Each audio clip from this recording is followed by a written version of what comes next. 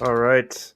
Welcome to all the viewers. Thanks for tuning in. My name is Mason Craig. I am with uh, Father Christian Dove, and we're going to be talking today about the 39 Articles. I wanted to do a couple of videos and live streams on, Protestant doctrinal standards broadly, just because I feel like personally, as someone who is gone from a little bit more non-denominational evangelical to a little bit to more of a confessional uh, denomination and tradition. I really see a lot of value in it, and I think it's something that is neglected in today's uh, church. And I just, I want others to, understand why we have these doctrinal standards.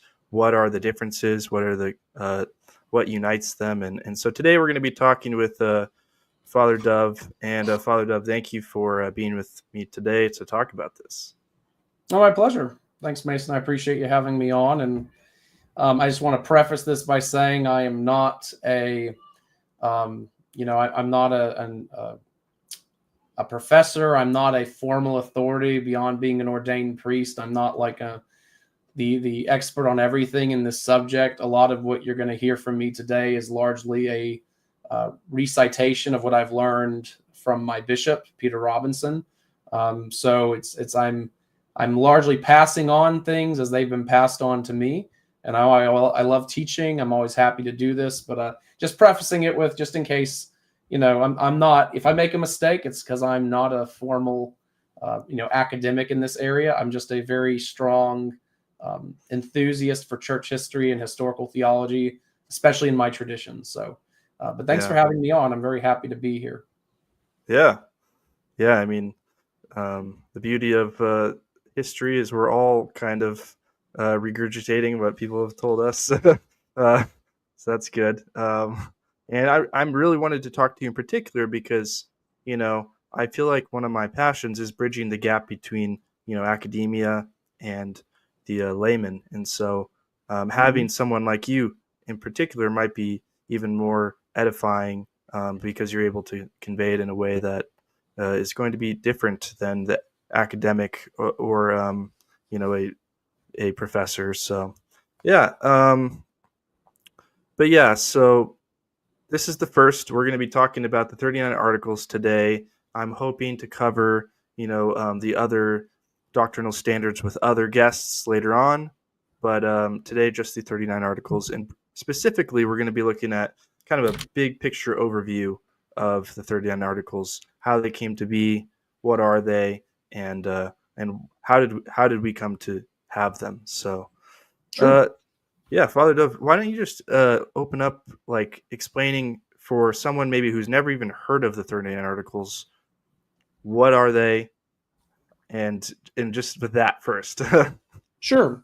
So the 39 articles, also called the English Articles of Religion, are effectively the historical confessional document of the English church tradition, at least the Protestant Reformational English church tradition, effectively really taking its form under the reign of Edward the Sixth, the son of Henry the Eighth.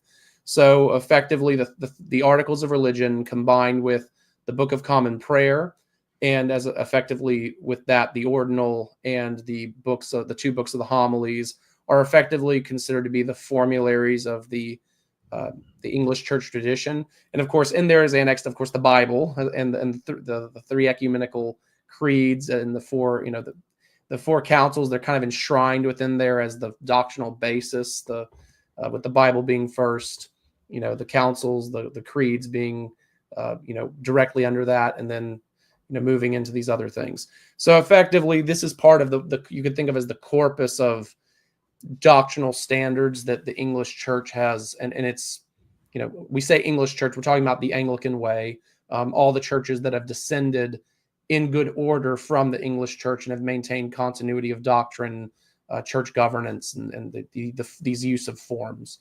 So that's effectively what we're talking about. Is the Articles of Religion are best viewed as the confessional synopsis of the English church tradition. Yeah, But just understanding there's other things annexed to those that are not elaborated. that are referenced. They're said this is authoritative as well, but they're not, elaborated within the articles themselves. Like the prayer book Okay. itself is Oh considered yeah. a doctrinal standard, as an example. Yeah.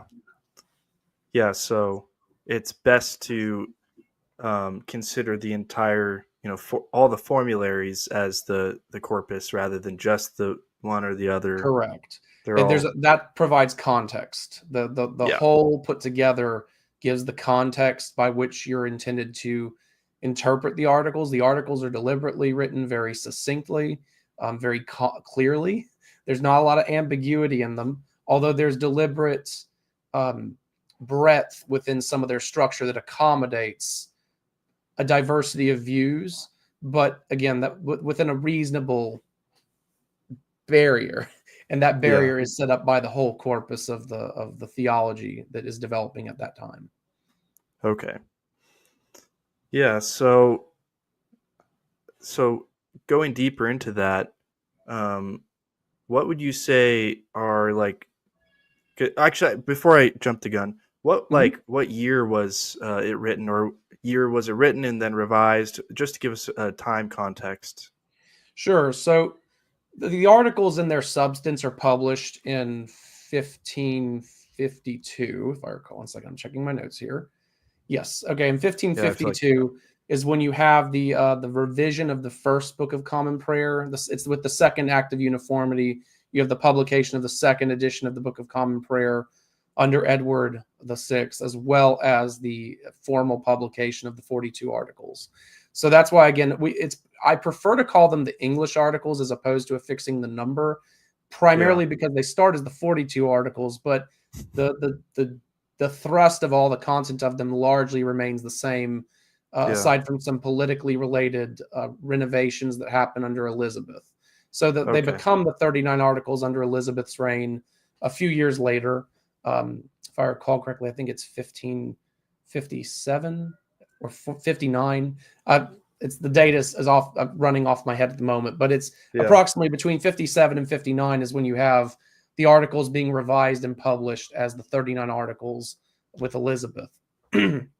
So that's like the time frame you're looking at. But the original articles, the original 42, are effectively, doctrinally speaking, the same. The changes are predominantly related to civil and political situations going on as they are changing. Okay. Yeah, so I guess yeah, not okay. That's helpful context. Um, who were some of the main influences and proponents of, drafting the 39 articles, revising the English articles? Sure. So Thomas Cranmer is the Archbishop of Canterbury who becomes Archbishop under Henry VIII, is Yeah. the primary mind behind all this. Of course, he's the one effectively leading the English Church and leading the Protestant Reformation in England once Henry passes away. And so he's heading it, but you do have he immediately, when Henry dies, Cranmer issues letters all across Europe to reformers. And there's a little bit more to talk about here. I would like to review the history leading up to this, but just to kind of give a quick view, he sends out letters all over the place. And among the people who actually come to England to help him, because he says, please come. Like, this is now officially a Protestant-friendly zone, a reform-friendly zone. We want to reform. We want to make progress. Please come and help me.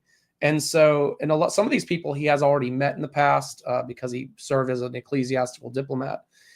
But he's effectively inviting all kinds of people. Among the people who come are Martin Butzer, Peter Martyr Vermigli, Bernardino Ochino, and Jan Lasky, all who's a Polish reformer who's not often talked about. These are the guys that come and help. Most of people probably listening to this are familiar with Martin Butzer and Peter Martyr Vermigli out of those names. Yeah. But they're coming in and actually working very closely with Cranmer to take everything that's been going on in the continent and translate it into an English church setting. And so those are some of the people helping him not only formulate the articles of religion, but also helping him with the prayer book. Again, you can't really separate the articles of religion from the prayer book in this sense, because they're Yeah. all being developed in tandem, and they're really two sides of the same coin. Yeah. Yeah. So in the content of the articles,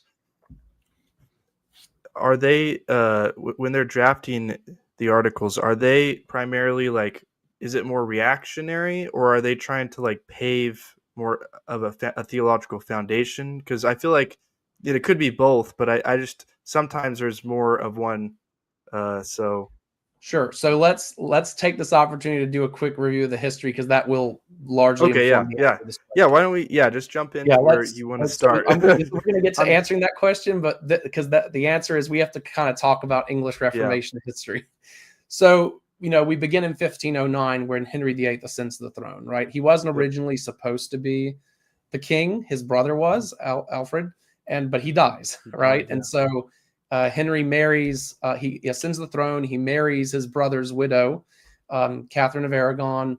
There's things that happen after that. Of course, in 1519, Luther nails his theses, and then they get stolen and published all across Europe, setting afire the what was already building up pressure. That intention had been building up theologically, ecclesiastically, civilly, and socially. The theses kind of light the fire to that powder keg, and that's where you get this all starting. But it's interesting because Henry is, everyone talks about, the Church of England was founded by Henry VIII. And it's funny because on the one hand, that's not quite true in the way that we would think about what the Church of England would really be as a reformed Protestant church. But two, Henry gets a lot of flack because of who he became in his last years versus what was actually going on with his life leading up to that. So I'm not like an advocate for Henry being like the best guy ever, but he's also kind of painted in a very negative light by historians, and especially, of course, people who hate the Church of England and everything it stands for. But so what you have is like Henry actually starts his, you could think of as his kingly career, his reign, shortly thereafter. After Luther, publishes his theses, Henry almost immediately, within 2 years, publishes his own tract called. It's basically an assertion of the seven sacraments against Luther, because Luther was one of the things Luther was doing was basically saying, we should view there's really two sacraments, not seven. And Henry immediately goes against Luther and says, no, there are seven. And because of this tract he publishes, and again, Henry was a Renaissance prince. He was very well educated. He was very theologically literate, and he publishes this treatise. And because of his, refuting Luther on this, or attempting to, that's the purpose. Pope Leo X, who was a Medici pope, by the way, gives him the title Defender of the Faith. That's why even to this day, the kings and queens of England are called Defender of the Faith among their titles. This was granted to him by the Pope because he was actually trying to refute Martin Luther. And so you fast forward a bit. Of course, the 20s are kind of a calmer era in Reformation history. Things are kind of, the seeds are being sown all over the place, but it hasn't quite yet become a bonfire. And so what happens is the 20s are kind of quieter, but in 29 you have the protestation of Spire, and immediately in that context, in that time, you also have in 27 Henry is now seeking annulment from Catherine of Aragon because she hasn't been able to produce a viable male heir. There's a lot more that could be discussed there, but ultimately, he to even marry her originally, he had to get a special dispensation from the Pope, because technically that kind of marriage, marrying the widow of your brother, was considered incestuous, so it was not allowed. So the Pope actually had to give special permission to do it. And Henry's actually, there's evidence Henry had a real sincere conviction that their union must have still been considered sinful in the eyes of God, which is why God cursed them, and almost all of Catherine's children died, and so all of them except Mary, who would later be Bloody Mary. And so there's this. It's not just purely pragmatical. There's some evidence that there was a sincere concern that he was sinning, that the union was sinful, and that it shouldn't have happened in the first place, and that there was evidence of God's judgment on him because of it. So, but the problem is that Catherine is the aunt to Emperor Charles V, of both the Holy Roman Empire and the Spanish Empire. So a big, one of the most powerful men in Europe. And he also just recently sacked Rome. And so the Pope at that time, who is Clement VII, also a Medici Pope, is kind of has his hands tied dealing with the emperor. And so even though Henry's coming to him saying, can you please give me an annulment? Can I please divorce my wife? Because one, it's sinful, and two, political concerns. And normally in the past, this sort of thing was not that big of a deal for the popes to do, quid pro quo. But this was not expedient for Clement VII. And so he kept lollygagging it and kept kicking the can down the road, which of course created the ultimate, friction with Rome. And so, of course, later around that time now, Henry falls in love with Anne Boleyn. They actually get secretly married. And so you have, of course, this tension. Now Anne is pregnant with Elizabeth I. And so what ends up happening is in comes Thomas Cranmer. Okay, this is how Cranmer comes into the picture. So Cranmer was actually the chaplain to Anne Boleyn's father. Okay, he was the chaplain to Thomas Boleyn, Sir Thomas Boleyn. And so because as Anne gets brought into court, obviously being the mistress / secret second wife of Henry, Cranmer's brought into this context. And Cranmer, of course, has loyalties to the Boleyn family because he's their chaplain. Yeah. And so he's, he also sees the situation. He's sympathetic to the reality that, this is technically was not canonically good. This was technically sinful in some way. Like, this shouldn't have happened. You shouldn't have married her. We won't belabor all the political aspects. The point is that Cranmer is sympathetic to Henry. He's loyal also to the Boleyn family, to Anne and her father. And so he sees, he supports Henry in the King's Great situation, right? He's trying to help. And so he actually counsels Henry and says, we could, with all this stuff going on the continent right now, and of course Cranmer was finishing his education in 1520. So as he's finishing up his education, he's of course reading Luther's theses. He's being, he's getting in at the ground level, and he's coming in. And so Cranmer already has clear influences and sympathies to the Protestant Reformation. But when he comes to Henry, he says, look, all this stuff is going on the continent. There's a lot of upheaval. These Protestants are doing all kinds of things like, getting rid of clerical celibacy. And it's like, there's all kinds of stuff going on there. And there's a lot of scholarship, of course, in the Renaissance humanism of the continent. He says, why don't we send out envoys to the universities in the continent and see if they can, if they can kind of reason a canonical law basis to navigate the situation and get the result you want. So he's basically saying, let's go to the law schools in Europe and find out if there's sufficient, again, ecclesiastical legal precedent, because there's canon law and there's civil law. They're both operating in tandem at this time. And so he said, let's go find out. And Henry says, that's a capital idea, Thomas. I'm going to make you the guy who does it. So he sends Cranmer to the continent to basically, as an envoy, a diplomat, to go and talk to these people in these different schools, especially schools influenced by the Protestant Reformation, to talk about, the King's Great matter.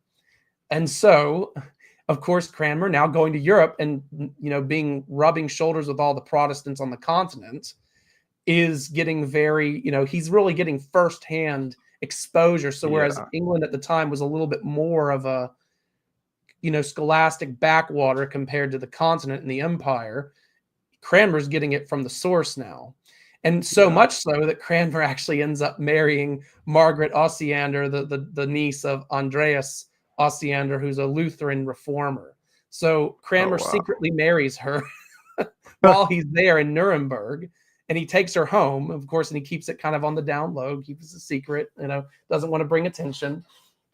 Although it's probable that Henry knew he had her, but he was discreet. He was very discreet about it because it was canonically wrong at the time. It was against the rules for clergy to marry. So in effect, this is how close he's getting with these people. He's marrying their relative, their relative. And so he comes back. And so you just have to understand, this is the cauldron, if you will, that Cranmer is being brewed in.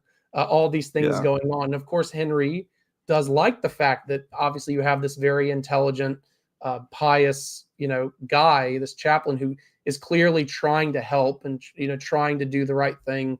Again, by the circumstances and standards of the time, Cranmer's trying to be a good supporter of the king through this situation. And so all that to say is that eventually, with this friction building up, Cranmer comes home, and what ends up happening is finally the current Archbishop of Canterbury dies, and Henry says, "You know what, Thomas, you've been a really good helper. I think you'd make a great Archbishop of Canterbury to help me with all these things going on." So he appoints Cranmer to be consecrated for the episcopacy, for the the archbishopric. And effectively, what ends up happening immediately after, Cranmer annuls, he pronounces the marriage between Henry and Catherine as null and void, which is now what precipitates the fallout. Because in the midst of all this now, of course, Henry is also pushing himself as like, I am the head of the church here. He was already saying it in the 30s. This is in 33 that Cranmer's made archbishop. He pronounces the voiding of the marriage. And at this time also, Henry then gets the Parliament to pass the Act of the Restraint of Appeals. And what effectively this does is it means that now no longer can you appeal to Rome, appeal to the Pope if you don't like how you're being treated. This was, again, where you have clerical courts and civil courts. Clergy and other people like that could effectively say, I appeal to the Pope, like send me to Rome, like just like how people could appeal to Caesar, like Paul did. Yeah. Right? You could say, I appeal to the Pope. Either the papal legates are going to come and try me on behalf of the Pope, or I'm going to go to Rome to be tried by the Pope for this situation, which, of course, as you can imagine, led to all kinds of unfortunate corrupt abuses. But in this case, Henry is kind of tightening the net on the church so that he can operate and maneuver without having to deal with the Pope. And so obviously there's friction. The friction keeps building. The Act of Supremacy is passed in 34, which formalizes by Act of Parliament that Henry is the head of the church, basically replacing the Pope officially by English law. And now this is when it starts coming to a head. And so you have, in 1538, Henry's formally excommunicated. But in 36, Henry sustains a serious injury in a jousting competition. He is knocked over. He probably suffers a severe, like a brain injury. His horse falls on him. His leg is injured. So there's all kinds of, from this point onward, Henry begins to deteriorate both physically and mentally. And you actually notice there's a lot of documentation that Henry, up to this point, because you notice while there's this friction going on with his marriage, Henry isn't like lopping people's heads off left and right. He's not being a tyrant yet. Up to 36, Henry is, despite his friction with the Pope over this issue with his current marriage, everything else is basically kind of going okay. He's also remains a very good Catholic by standards of the time. He's a very conservative status quo Catholic. He's not really that interested in, the Protestant doctrinal reforms. And in fact, he's largely opposed to most of them. So he's not a Protestant as we would think of it. He's very much a standard status quo Western, a churchman, if you will. I mean, Protestants at the time are also still Catholic. They're not a division group yet. That comes later. But point is that everyone views themselves as Catholic at this point. Protestants view themselves as trying to return the church to an early church patristic age in terms of practices. They're trying to go back to patristic practice is largely what's pushing them. So they're not trying to reform it in a new direction. They're trying to reform it back. And so everyone views themselves as Catholic. So I use the term like status quo or conservative versus Protestant reformer. And so what ends up happening now is that when Henry gets injured, he has a notable personality shift. And from this point onward, it's like executions and tyranny ever after. Anne Boleyn, right? Anne Boleyn, the woman largely in whom he's been seeking this annulment, going through all this trouble for, ultimately the reason all this stuff happens for Anne Boleyn, for his union with her, he executes her that year. So in 36, he executes Anne Boleyn, the mother of Elizabeth I. And it just kind of goes downhill after that, because whereas before, Well, I'm about to talk about the theology that underpins the articles here now, but it just gets bad. It gets bad. The Yeah, rest of Henry's reign is basically a kind of a dark period. That even though you have Cranmer, who's clearly pro-reform, a lot of the bishops are becoming pro-reform, pro-Protestant. yeah, And they're all navigating very quietly and carefully because they know Henry doesn't really support the Reformation, but they try to leverage Henry's political interests towards their development of their doctrinal interests. And yeah, so in 47, a little over 10 years later, Henry dies. He's excommunicated in 38. He dies in 47, and Edward takes the throne. So during his reign, and this is where you see it, right? Because no real theological developments had formally happened yeah, under Henry's reign until 36. There's no real formal theological shifts, but it's in 36 you now have shifts happening. So I'll pause there for a second, and if you had any clarifying questions or anything you want to go in deeper there, I'm happy to talk about it. But we can then go over the theology that develops during Henry's reign that sets the foundation for the articles and the yeah. No, people who are that's going great. to influence it. Yeah.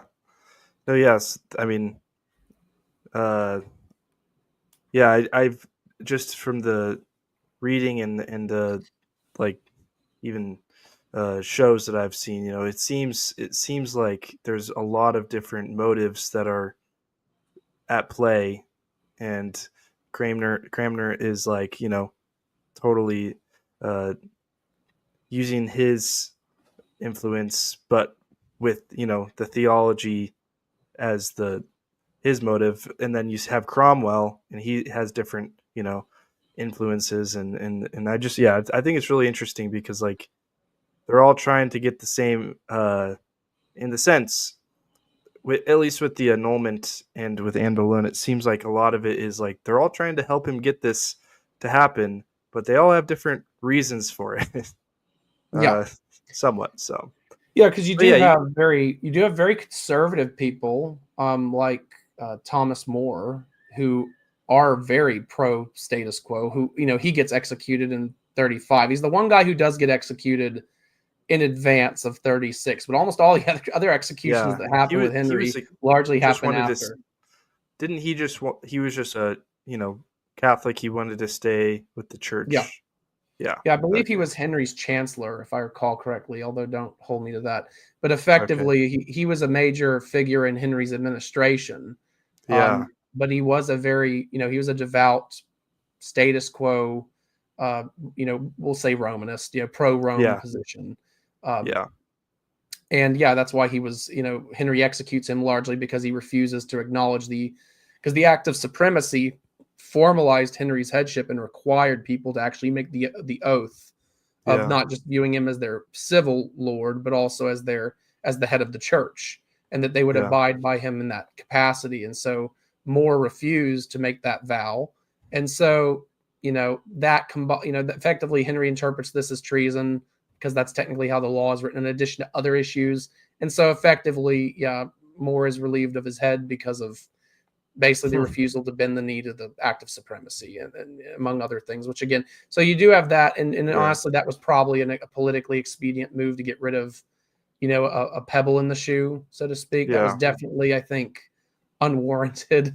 Uh, Yeah. I'm certainly not I'm not interested in defending Henry's political behaviors. Yeah. Um, but again, it's after this that you begin to see really that progression of like heads rolling, Henry getting Yeah. more treason related acts passed, and like really tightening the noose on people, which is probably related to the developing mental illness. Is probably related to his physical deterioration, chronic pain, just Yeah. the stress and the paranoia of like now he's excommunicated in 38. Yeah. And back then that's a big deal, because if you're Yeah. excommunicated as a ruler, that basically is giving your subjects the Yep. the ecclesiastical warrant to disobey you, to not pay taxes to you, to seek to rebel against you and overthrow you. And there are rebellions happening against Henry because of this. There are wars, battles being fought against Henry because of these things going on. So you can Hmm. imagine he's getting more neurotic, he's getting more Yeah. paranoid, he's getting Can't get a more. male heir. Yeah, and there's also the Yeah. the, the succession issue. Although, yeah, so I mean, there's all these things Yeah. converging, and it's interesting because it's after 38. I think because Edward was 9 when he came to the throne in 47. So he would have been born, I think, in 38. Yeah. Yeah. So it's like right around, it's at the same year that Henry's excommunicated. At least he does get Edward. Although again, back then you have no certainty. Henry had other male children. They just, none of them survived. So, back then the infant mortality rate being so high.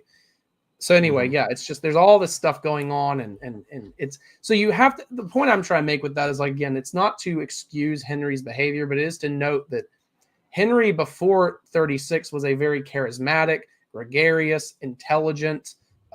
Everyone claims he was very fit. He was very handsome. He was really the model of what a Renaissance prince, king would be expected to look like. He really was kind of like the pinnacle. He was very athletic. He was good at hunting. He was good at jousting. He was intelligent. He was well studied. He was like he was literally the Renaissance man. So Henry had a lot going for him, but something happened with this injury, with whatever happened with him, with that situation in 36. It's just all downhill from there for him. Yeah. And that's, of course, where he begins, cycling through the wives and people dying and all this tightening of the political noose around people. This is all what's happening. So anyway, all that to say, how does the theology develop? Right. Yeah. So the 10 articles. So this is how it begins in 36. Henry, the bishop, he has Cranmer and the other clergy draft up what's called the 10 Articles of 36, which is also formally titled the Articles devised by the King's Highness Majesty to establish Christian quietness and unity. Very nice name. Again, seeing where he's going with this, right? Like, I need political stability because obviously I've now officially come into formal friction with the Pope. It's not just friction, but it's outright, like, I'm in conflict with the Pope.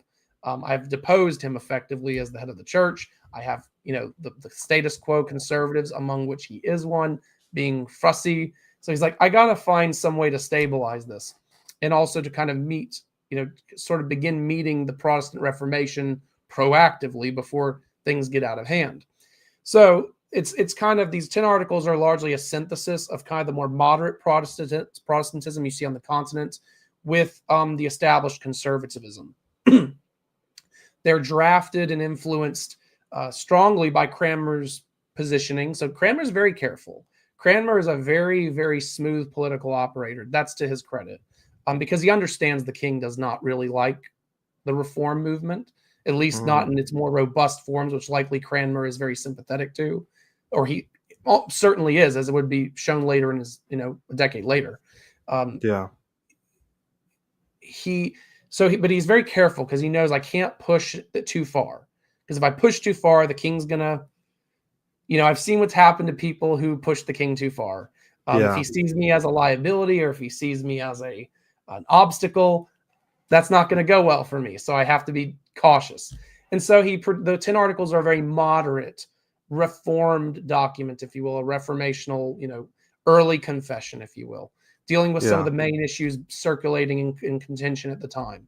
So, and it's worth noting that at the same time this is being published, the dissolution of the monasteries is happening. So Henry's dissolving the monasteries. He's definitely going after monasticism. He's dissolving the monasteries to seize their assets, to strengthen his financial position, because he knows wars are coming. Strife is coming. You have to have a war chest. So there's a lot of things motivating this, but Henry needs money. So he's going after the monasteries. He's seizing their wealth, which, as you can imagine, is not making status quo people happy. But here's some notable ideas that the 10 articles produce. You have the assertion of the Bible and the three creeds as the primary doctrinal standards for the church. So there is this nascent sola scriptura that's being propelled through this, that the Bible with the ecumenical creeds are the highest authority in terms of doctrine. You have now, this is very interesting, you actually have the proclamation of 3 sacraments rather than 7, which, again, remember, Henry wrote a treatise on defending the 7 sacraments when he was younger. But now it's 3, and it's Eucharist, baptism, and penance. The penance is the only other one that gets retained. Mm. And you could think of absolution being, lumped in with penance. Okay. As some Lutherans today kind of talk about absolution being the third sacrament. For some people, kind of articulate it that way. But effectively, it's aligning it. Say, the Lord's Supper, baptism, and penance are the three sacraments. All the other ones aren't sacraments, properly speaking. It does enforce the necessity of baptism for salvation and baptismal regeneration, and those do kind of carry over into the articles of religion later. There's a compromise, and this is also interesting. There's a compromise in the language of justification.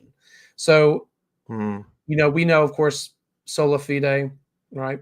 Sola gratia. Yeah.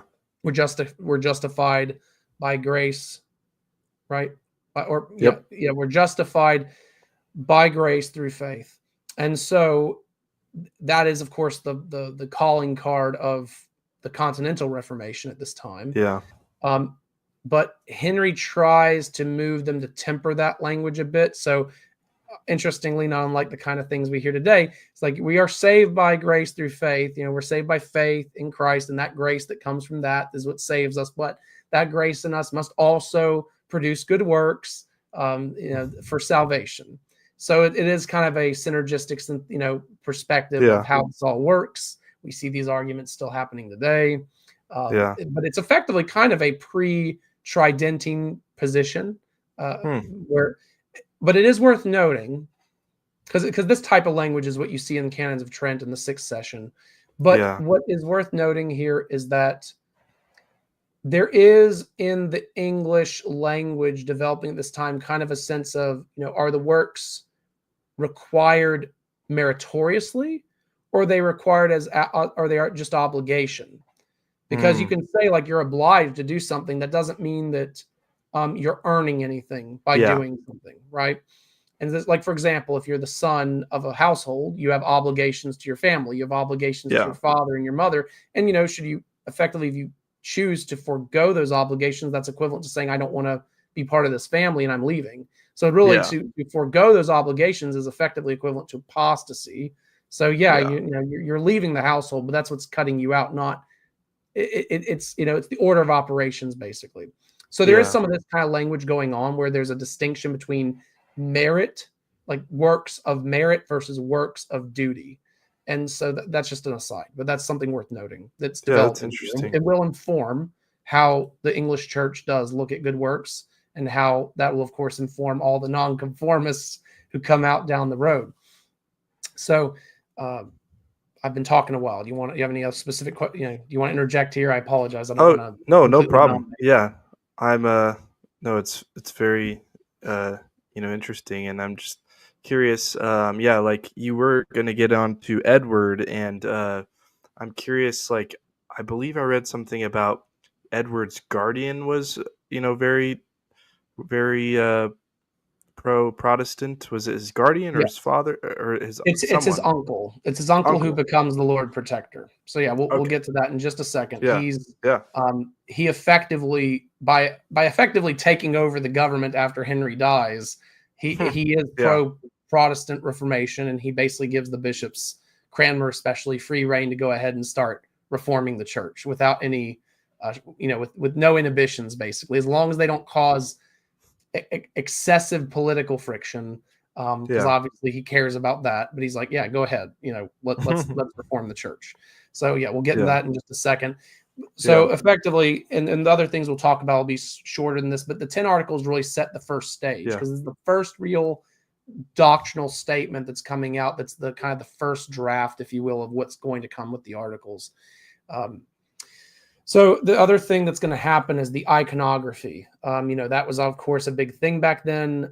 What these 10 articles do is it kind of brings back to the Council of Frankfurt, where it's like, okay, icons are fine, but we don't worship them, and we have to be careful not to fall into idolatry with them, but they're fine to have. There's nothing inherently wrong with them. It's basically upholding the Council of Frankfurt and reasserting that doctrine. Whereas, because the iconography at that time had kind of gotten out of control in the West. There was an emphasis on, like, we can still honor the saints, or venerate, as we would say. You can venerate the saints, but the saints do not provide you with any grace. All they can do is intercede on your behalf, pray for you. So understand that you can honor the saints, we can still celebrate them, but don't be looking to the saints for grace that comes from God alone. So it does enforce that part. They also maintain the rites and ceremonies as good and wholesome. They're like, yeah, we can still have. There's nothing wrong with vestments. There's nothing wrong with, having services the way we do. There's nothing wrong with incense. So there's this sense of like, okay, we don't have to like throw the baby out with the bathwater. The rites and ceremonies are still good and proper. However, let's be careful not to allow superstition to, like, let's separate what we do from what people think about it. We need to, we're reforming how we think about it, but these things in themselves are not bad. Yeah. And finally, the last part is it does allow prayers for the dead. So like, yeah, you can still pray for the deceased, but they explicitly reject indulgences and masses for the dead, that's effectively what indulgences were. You pay money for someone to do they still do this today, by the way, in the Roman Church. You pay money to have a mass done to intercede for the soul of the dead. And so there's a clear rejection of indulgences, there's a rejection of masses for the dead, but they don't get rid of the idea of like, you can still pray for the soul of the dead. Just leave it at that, intercede to the Lord for them, but don't go beyond that. So that's kind of sets up the doctrinal framework for the next few years. And what follows this immediately in 37 is the Bishop's Book, which is the Institution of a Christian Man. And this is largely produced by Cranmer. Henry assents to it. That's the thing also with the 6 articles. These don't really have a formal. These aren't like backed by acts of parliament. These aren't legally binding. They're drafted by the they're approved by convocation, which is like the joint synod of the church. And they're drafted, of course, by, in this case, Cranmer and colleagues. And Henry assents to them. It's like he says, okay, that's fine. You can do that. But there's no like official binding force behind this stuff. Yeah. And so the Bishop's Book is basically kind of like a catechism, which follows the 10 articles. And it pretty much elaborates, like more elaborate teaching on what the articles were intended to address. But it's interesting because there are some, the point that I'm trying to make by going over all this stuff is that you see a lot of fluctuation going back and forth. It's almost like a pendulum. You have a constant, like, it's not like there's this one direction in the English church at this time saying, we're going this direction and we're going to keep going this direction. It keeps swinging from one side to the other as the political circumstances and the concerns of Henry keep shifting. There's pressure to move the doctrine in one direction or back to another. And so one thing that happens with this, there's a, it's actually, they reassert the 7 sacraments, for example. It's like, okay, well, you said in the 10 articles, there's 3 sacraments. Now we're going back and saying there's 7 sacraments again. So they keep going, that goes back. But other stuff is largely fine. They maintain the creeds and scripture, sola scriptura. They give attention to the Decalogues. There's some teaching on the 10 Commandments. There's this view of the Lord's Prayer being taught like piece by piece, as like, this is the model of prayer and devotion. You should follow this as the means. We still hold a high view of Mary, the Blessed Virgin Mary. We still think reciting the Ave Maria is fine. But again, in contrast, if we don't we're not looking to the saints, including Mary, to provide us with grace. That grace comes from God alone. The compromised position on justification remains. Purgatory, that situation remains undefined. So they don't formally denounce purgatory, but they kind of leave it gray. Yeah. They don't claim purgatory, but they don't denounce it either. And so they continue to, it kind of reinforces the doctrinal stuff as well. So pretty much the main difference you see is that reassertion of the 7 sacraments. And, but there is this friction building, because while this is being released, you also have the dissolution of the monasteries happening. You have a rebellion called the Pilgrimage of Grace, which comes about as a result of what's happening. So you have like a very strong conservative status quo faction raising arms against Henry because of this. And this is, I think, before he was even, this is in 37. So this is before he was formally excommunicated. So he's getting more pushback, really severe pushback on what's happening. So the bishop's book was relatively short-lived, as you can imagine. It was a very Yeah. moderate, Protestant-leaning document. Didn't have any legal binding, nothing giving it any staying power. And so Henry is now, you get to 39, and now Henry is definitely feeling the strain of everything that's going on. So you have now the 10 articles in the bishop's book are effectively being cast aside, and it's being replaced with the 6 articles, also called an act abolishing diversity in opinions. Now, if that doesn't tell you what it's about, it's pretty clear what he's trying to do. The act of abolishing diversity of opinions, and notice it's called an act. That's because it is passed by parliaments. This is law. This isn't just a doctrinal statement. This is a legally binding, and it not only does it have doctrinal positions, but it also has consequences and legal penalties associated with not believing this or doing contrary to this. So just to give you an example, again, this is like a hard swing back. So you have it drafted under more conservative status quo bishops like Gardiner and Tunstall, with Henry directly. So unlike these previous works where Henry's just he's being consulted, but he's not directly overseeing it. Cranmer is basically directly overseeing it. Now Henry's like directly in this. He's directly directing the development and drafting of this document. And so you have a harsh reaction. He's been already excommunicated. He's having anxieties. There's internal political turmoil. His health continues to decline, largely, I'm sure, his mental health, among everything else.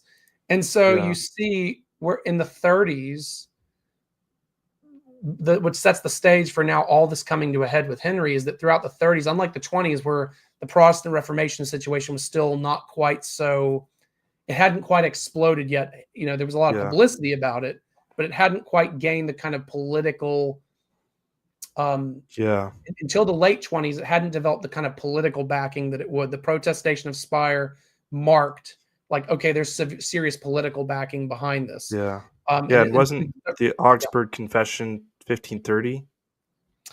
I think so, yes, I think. So that makes sense too, how the 30s like really had the shift.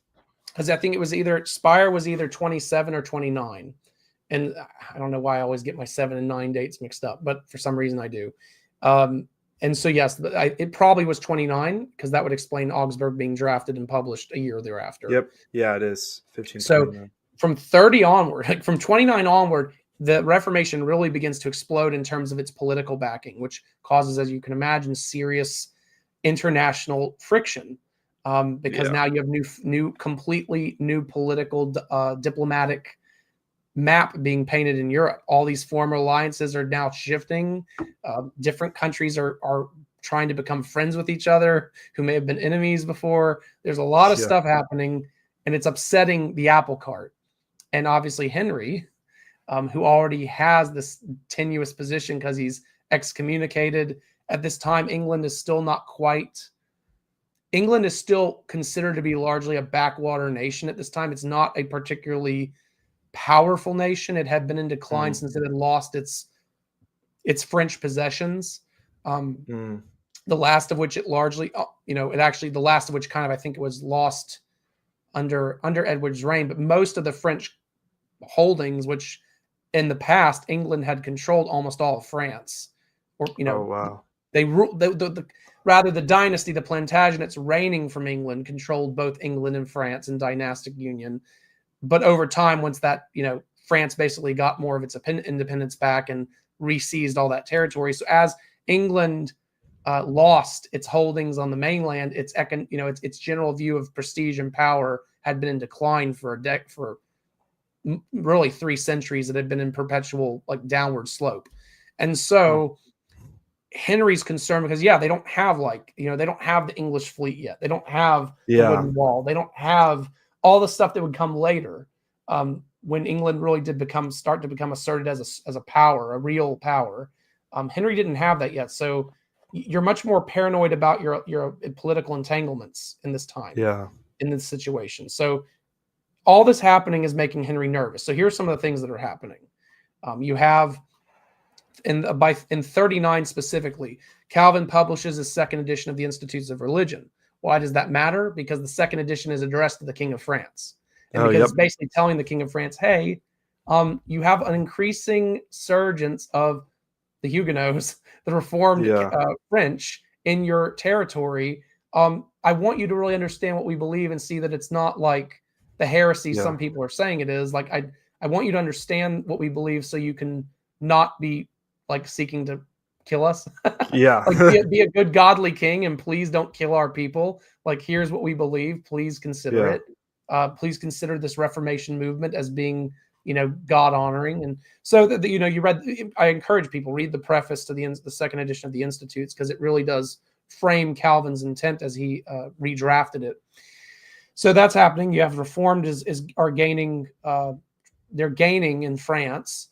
You have the Schmalkaldic League is gaining its power in the empire. So all the Protestant princes are allying together. There's Yeah. increasing strength in that basically Protestant league forming in the Holy Roman Empire. You have Denmark, Norway converting officially. They had already kind of converted, but legally, Denmark, Norway, which are under one king, Christian III, I think, officially adopt Protestant, the Lutheran Protestant religion in that year. And Sweden is basically streamlining its way to become a Lutheran, like officially a Lutheran kingdom shortly thereafter, which I think they become the next year or 2 years later. So they're already kind of where they're effectively adopting it, but they haven't officially made it legal yet. So that's all happening. And then in the Roman side of things, you have the Jesuits and you have the Pope Paul III, who excommunicated Henry, by the way, who are all like setting the stage for so you have Loyola and the Pope establishing the Jesuit order. They're getting things ready for the Council of Trent, getting the Counter-Reformation going. So there's increasing, whereas before the papacy had been very kind of complacent about the Reformation, because Clement VII was very complacent about the Reformation. There's, it's a whole other conversation, but basically he didn't do much to address it one way or the other. So, but that changed under Paul III. And so now you have this really strong movement in Rome to like squish this. And so you have that happening over there, which means, of course, he's rallying all the Catholic nations. Like, let's get a Catholic alliance going to try to get this routed out. Let's get this general council going to route it out. And of course, the last thing you have going on is the Ottoman pressures. So the Ottoman Empire is at this time probably the strongest military power in the known world. They are continuing to make gains in the Balkans and pressing in the Mediterranean. They're disrupting trade lanes with piracy. There's increasing pressure of the Turks on the West, which is diverting Charles's, the emperor's attention. So there's just all this political chaos. And so what ends up happening with the 6 articles is basically Henry's saying, you know what, we need to kind of maybe rein in this Protestantism and kind of get back to like being a good Catholic, right? A good Catholic boy. And so that maybe we can like not get in the wrong side of a war. And so what the 6 articles do is they explicitly enforce transubstantiation. What's interesting is all the prior documents that came out, the 10 articles, did not use the word transubstantiation. They talked about the Eucharist, but they didn't use that language. They said they said there is a real presence, very Lutheran language. There's a real presence. We're not going to go any further. We're not going to use scholastic terminology. We're not going to invoke transubstantiation. But the 6 articles do. So clearly contra-Protestant. They reassert concomitance, which is the idea that, that's not a theological discussion, but effectively it's the position that when you receive the Eucharist in one kind, either in the bread or the wine, you get the whole thing. You get the whole Jesus, whether you have the bread and the wine. Now, officially speaking, there's diversity of opinion on this. I don't personally think that concomitance itself is inherently problematic, but it's often what is the outcome of it is problematic, right? Because what happened is that you have in the medieval era this practice of withholding the chalice from the laity. So the chalice is reserved for the clerics alone, the clergy, the priests.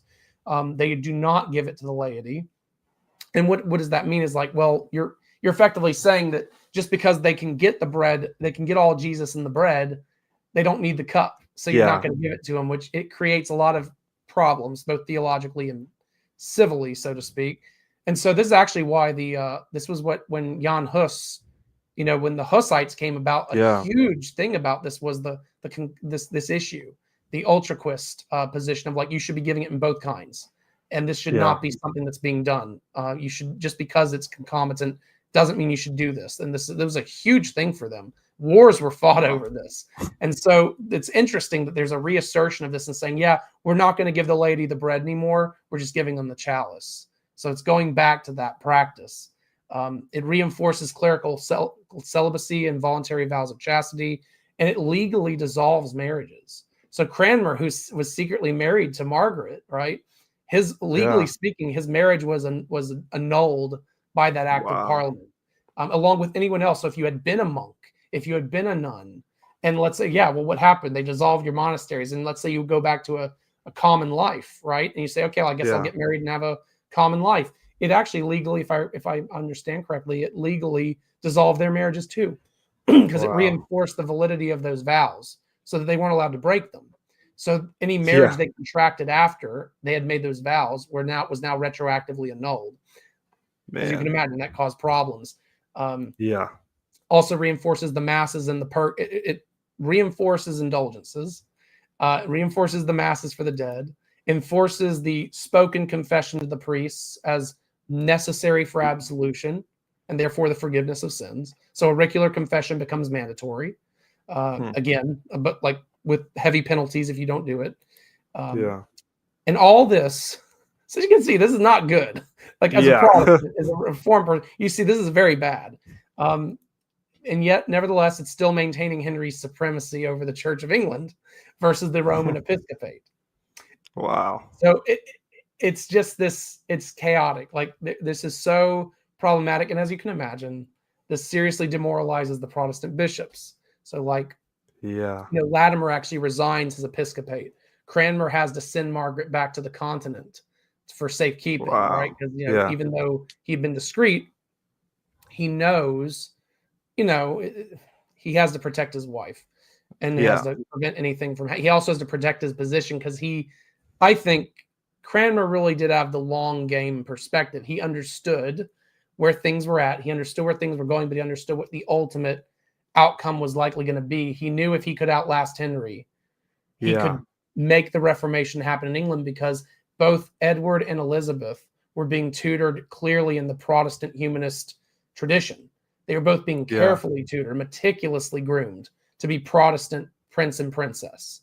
So he knew if he could outlast Henry, he knew he would likely, God willing, he'd be able to accomplish what needed to be done shortly thereafter. So Cranmer stuck it out, and to his credit, he stuck it out. He endured this. Can you imagine how demoralizing that must have been to have to send your wife away for almost 7-8 years, to have to operate as a cleric under a church that's imposing doctrines that in your conscience are wrong. Yeah, that's insane.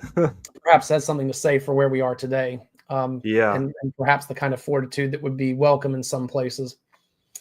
So, all this to say that there is one upside to what happens at this time. That's that Henry does get a Bible, the Great Bible, published in English, and makes it mandatory for each parish to have one. So even though the liturgy remains in Latin, the reading of the scriptures is in English. So at least people are hearing the scriptures in the common tongue. That is the one upside that does happen at this period, and of course remains ever thereafter.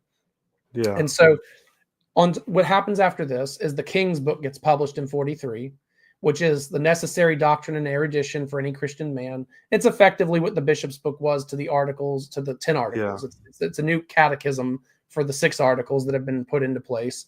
And the one thing that does happen here that's of note, because Cranmer still has input here. It's also directly overseen by Henry, but he does listen to Cranmer. One thing that's of note is it actually does not invoke the term transubstantiation. Again, it's swinging. He does not put transubstantiation in here. He does there's still an emphasis that Scripture is still the first authority, but there's also an emphasis but church tradition interprets Scripture. So, which is to say, the head of the church interprets Scripture, and who's the head of the church? He is. So there's a clear agenda here, and the only other real notable thing is that there is this kind of prelude to Trent, a pre-Tridentine expression of the free will, where it's that sin weakens but does not remove the ability of our will to cooperate with God's grace. So it's a very synergistic statement on free will as it pertains to attaining salvation. Which is of course contra Luther and Calvin, what they have to say about it. So that's the bishop's, that's the King's book, which basically supplants the bishop's book for the 6 articles. So again, 6 articles are bad, which kind of ironic that there's 6 articles being the number of man and that's all funny. associated with the imperfection. There you go. But what ends up happening is that Henry, because he is directly involved, he doesn't just give his assent, he gives his endorsement. So what we know from the 6 articles and from the King's book is that this represents what Henry's actual personal theology dogmatically is. So, which is clearly status quo Roman dogma. He is not by any stretch of the term a Protestant.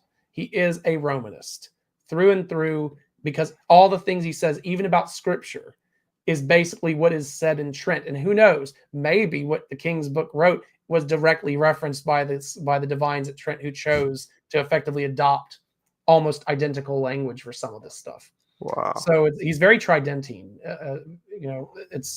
And then in 1545, 2 years later, the Council of Trent convenes. Yeah. So, and then Henry dies in 47. So it's just a dark age. It's pretty much a dark age from that point to when Henry dies, from 39 till his death in 47. It's just almost a full decade of just not looking good for the Protestants. But then he dies, and Edward comes to the throne. And so now we kind of get to the thrust, because this is going to really lay out what's happening now. So Cranmer has endured all this. He's gone through, he's suffered for years, but now finally what happens? Edward ascends in 47. There's a complete political restructuring happening. Henry in his will had said, I'm leaving a charge of the state to this council, basically a regency council. But what happens is that Edward's uncle, also named Edward Seymour, goes and he pretty much asserts full dominance over this situation. He becomes Lord Protector. He also gets himself made into Duke of Somerset. So we'll call him Somerset from now on, not to confuse him with his nephew. Yeah. And he's very pro-Protestant. He secures rapid repeals of all the previous acts passed under Henry, including the 6 Articles Act, including the treason and the all the bad stuff. Basically, almost every act that was passed under Henry is repealed with Somerset's leadership. And he goes to Cranmer. He says, yeah, you go ahead, you and your guys, let's get the Reformation going. And so Edward is, on the one hand, Edward's, I think, 9. Yeah, I think he's 9 years old.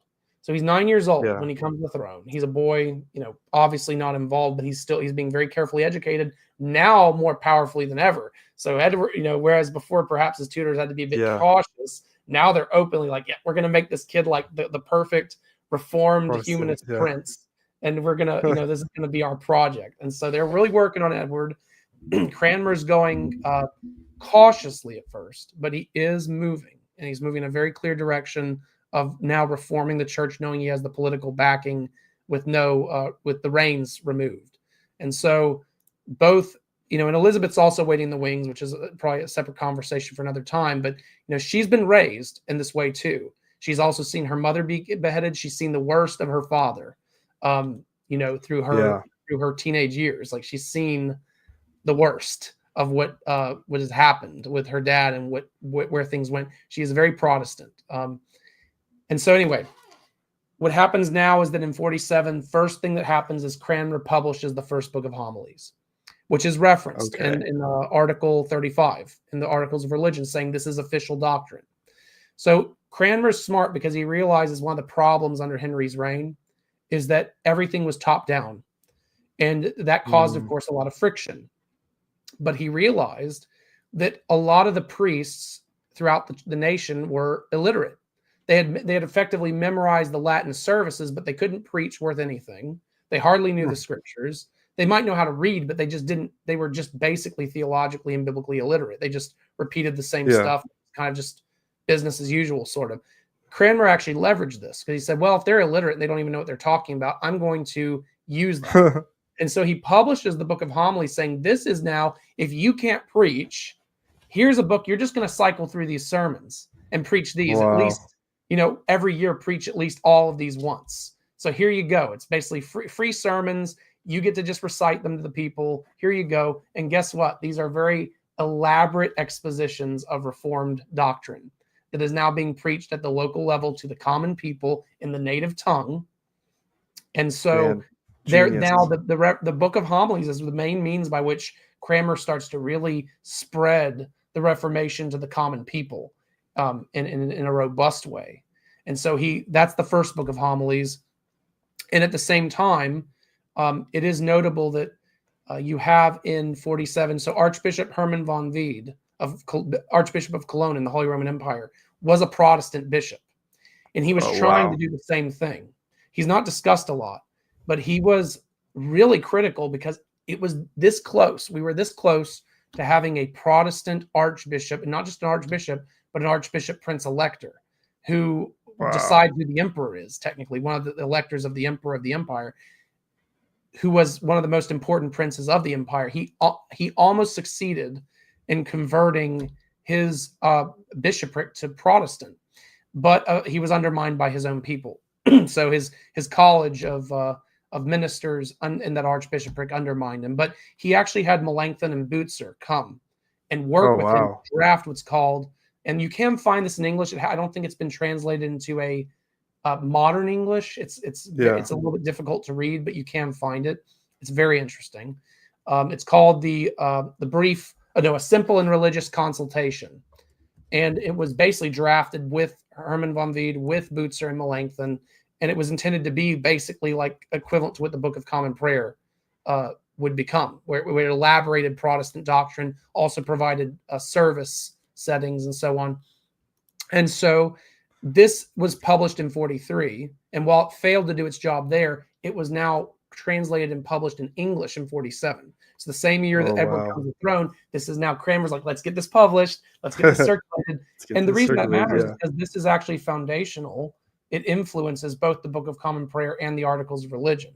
And so it's an important document that people don't really talk about, but it shows how there's this composite Reformed and Lutheran influence, because it did represent a moderate Reformed and Lutheran position on things.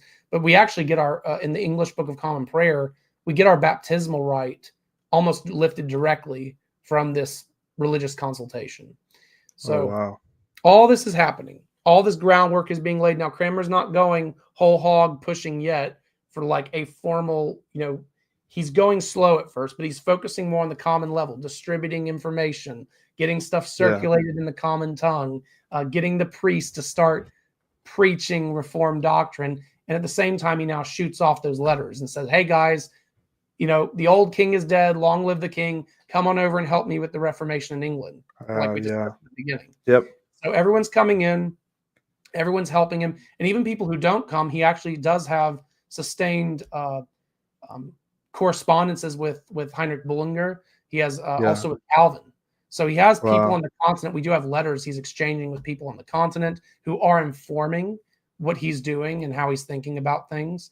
And we've actually learned now there's been long this kind of speculation that Cranmer didn't really know his patristics, but the Reverend Dr. Ashley Null, actually is he a bishop now? He's been elected bishop-elect. I'm not sure if he's been consecrated yet. He published a work not long ago, earlier this year, which basically shows Cranmer knew the patristics immensely well. There was basically a cache of his annotated writings of the fathers that were just annotated all over by Cranmer in France. I think in Paris, somewhere in the archives. I don't know exactly where they were. It may have been the University of Paris, but he found that and he published a paper basically showing, like, look, Cranmer knew the patristics. He knew his patristics. He was not operating in the dark. So Cranmer knew a lot more than what people have previously given him credit for, which means that was informing him. He was being deeply informed by the patristic writings as he is reforming the church. And so you move to 48. And in 48, he's still maneuvering carefully. He does adjust. So the Mass is still in Latin at this time. It hasn't been translated to English yet, but he adjusts it so that now the laity are getting the Eucharist in both kinds. He does now actually he hosts a public debate in Parliament to debate transubstantiation. Because now you see, Wow. he also understands I need to have Parliament on my side too. I need the common Yeah. people on my side. I may have Genius. the regent, I have the Lord Protector on my side, but I need the common people and I need the Yeah. Parliament to be able to do what needs doing. So he hosts this public debate in Parliament where basically transubstantiation effectively is put down and the Protestant real presence is put forward. And so that obviously seems to influence them profoundly because you move to the next year. In 49, they passed the first Act of Uniformity, which effectively says from this point forward, beginning in June, the church is going to publish the Book of Common Prayer.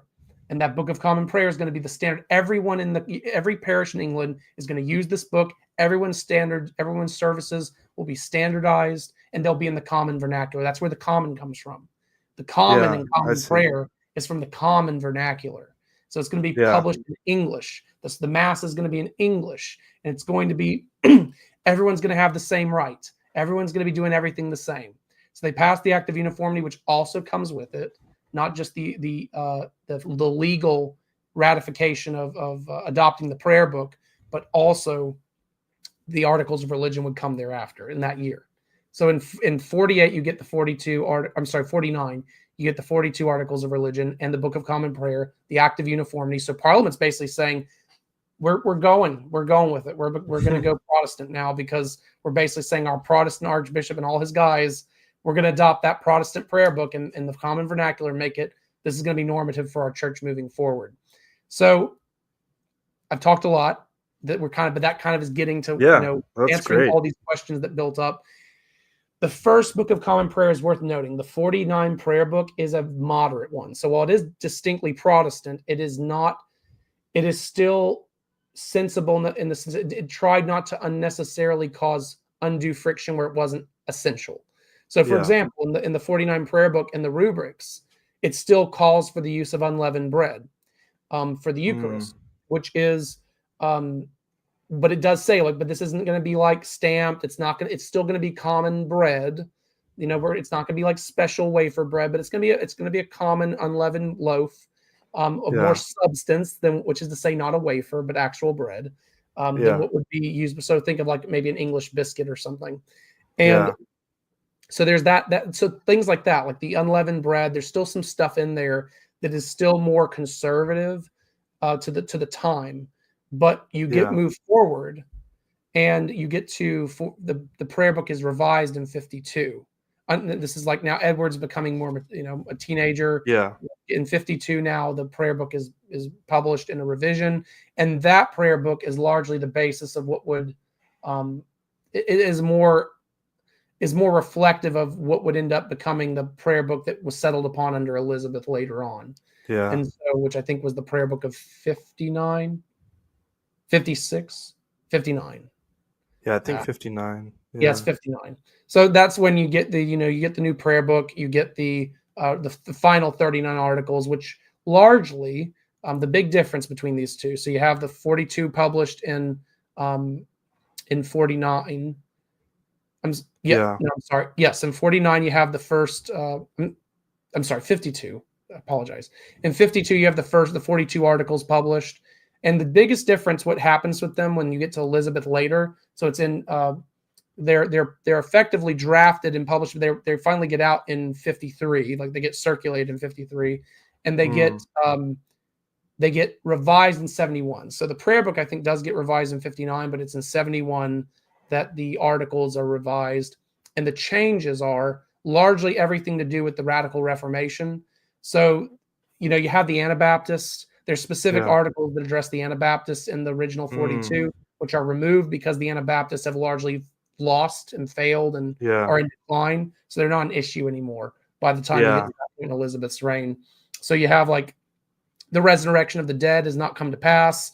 The souls of them that depart this life do neither die with the bodies nor sleep idly. So it's like soul sleep rejection. The resurrection isn't metaphorical. It hasn't happened yet. Those who are freaking out about the millenarians, they call them, the people like everything's coming to an end. Dooming, Like they say, that's all it says about it. They that go about to renew the fable of heretics called millenarii are repugnant to Holy Scripture and cast themselves headlong into Jewish dotage. So that's all it says. It rejects the millenarii. Yeah. Millenarii, yes. And And then then the just last like one is not, all men shall not be saved at length, which is just a rejection of universalism. So these are yeah. removed because the issues addressed, the Yeah. people who are pushing these Not things relevant, are no really. longer an issue. The only other Yeah. thing that really shifts is that there was originally some harsh language about the Pope that was taken out because Elizabeth was hoping to have reconciliation with Rome at first, not Yeah. backpedaling on the Protestant Reformation, but saying like, look, we don't have to be enemies. Like, we Yeah. can still be friends. We can still be one church as long as you Yeah. respect that our church is going to embrace the Reformation, and we're willing to tolerate each other. But that wasn't to be. And so when the Pope excommunicated Yeah. Elizabeth, that basically said, okay, we're just gonna go ahead and put that language Put about the that Pope back in. in. We'll call him Antichrist again because there's no hope for any reconciliation. So there was kind of like Antichrist, anti-Pope language in the original 42. It was taken out under Elizabeth and then put back in during Elizabeth's in the final revision. So that's kind of like the only things that really shifted. Everything else is effectively the same. So that's basically the articles. It's just notable. This is the last thing I really have to say, and then you want to just throw questions out. I've kind of covered all the fundamental material I wanted to talk about.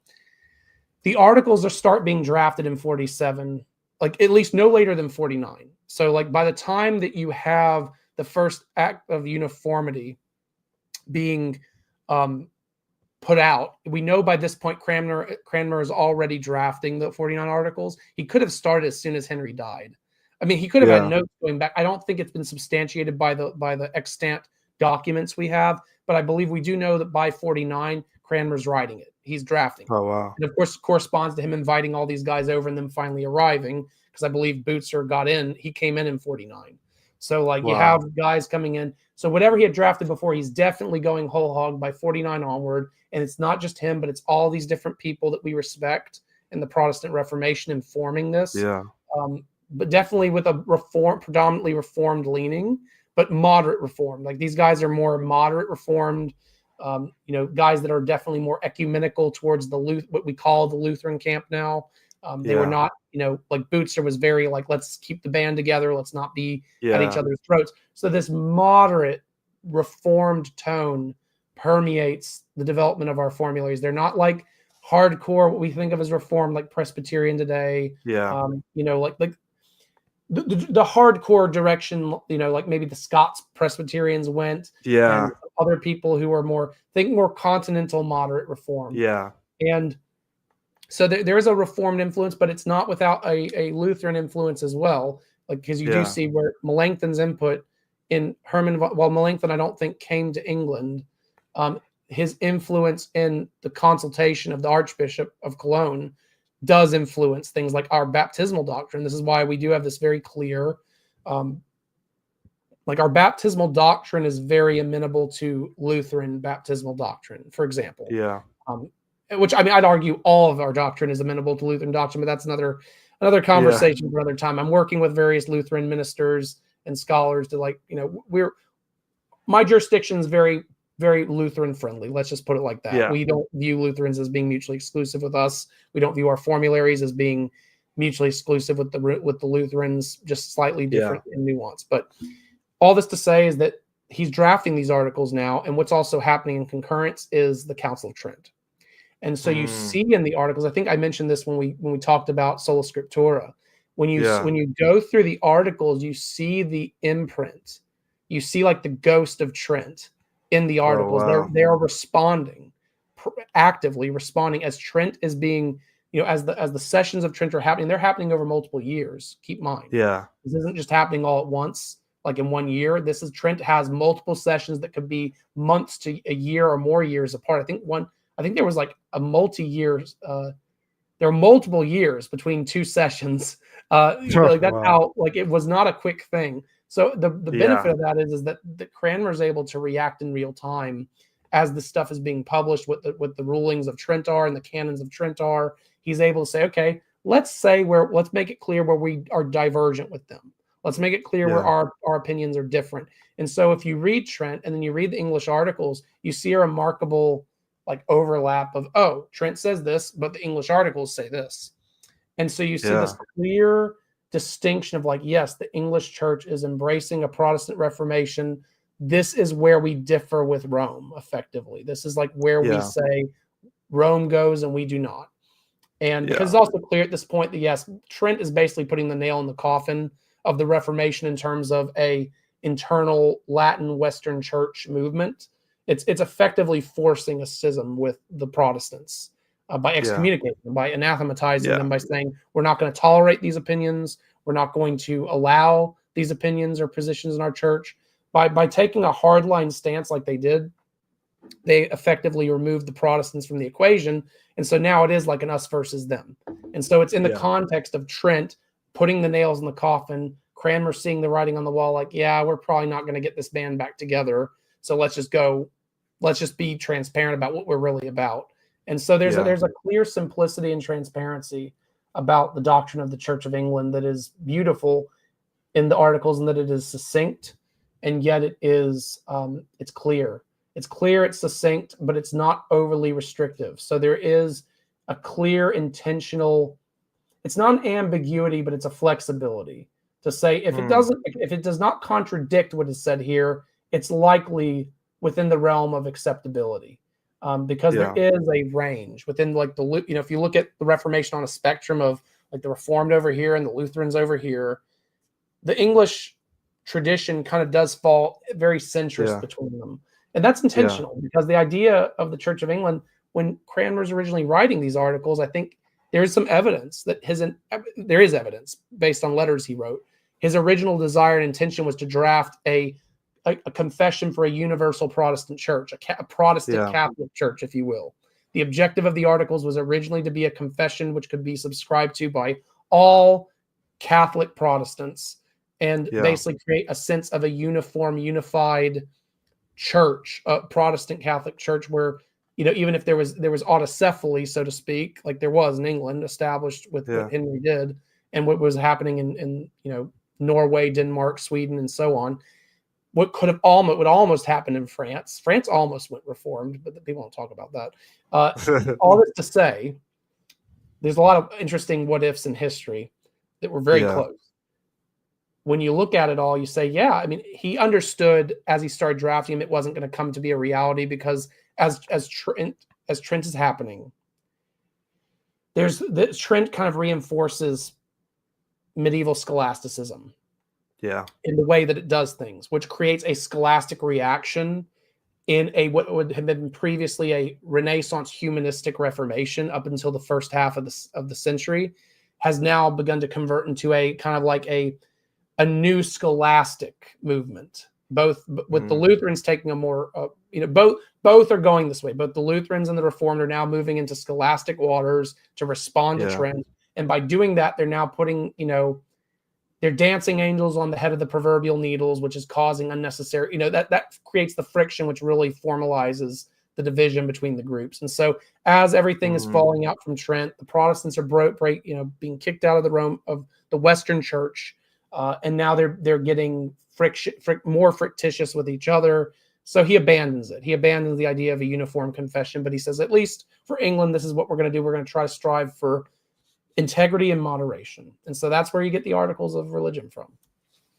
And it's worth noting that they serve as the foundational basis for pretty much every English confession that comes thereafter. So the Westminster Standards used the articles of religion as the backbone with which they built the Westminster Standards from. So, and I think it's arguable the Savoy, the London Baptist Confession, the Savoy Declaration Confession, they both were informed by the Westminster Standards as well. So it's like it's all downstream. Same thing with the Methodists. The Methodists took the English articles and just revised them to their theological liking, but it serves as the backbone of pretty much every English confession of every nonconformist sect that has arisen ever since.